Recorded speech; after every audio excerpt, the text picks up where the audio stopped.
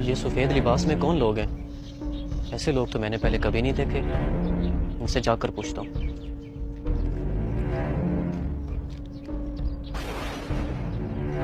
السلام علیکم ورحمۃ اللہ وبرکاتہ. آپ لوگ کون ہیں؟ میں نے پہلے آپ کو کبھی یہاں نہیں دیکھا. ہم سب روحیں ہیں. اچھا تو میں فرشتہ ہوں. چلو بتاؤ تم لوگ کون ہو اور یہاں کیا کر رہے ہو؟ دیکھو ہم آپ سے بحث نہیں کرنا چاہتے. آپ اپنا کام کرو اور ہمیں تنگ مت کرو. کیوں؟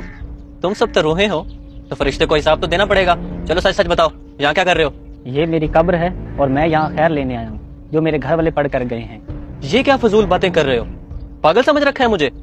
ہم سچ کہہ رہے ہیں اور اگر ہم پر یقین نہیں تو ان بابا جی سے پوچھ لیں. السلام علیکم بابا جی. کیا آپ ان سب کو جانتے ہیں؟ جی ہاں بیٹا، میں ان کو جانتا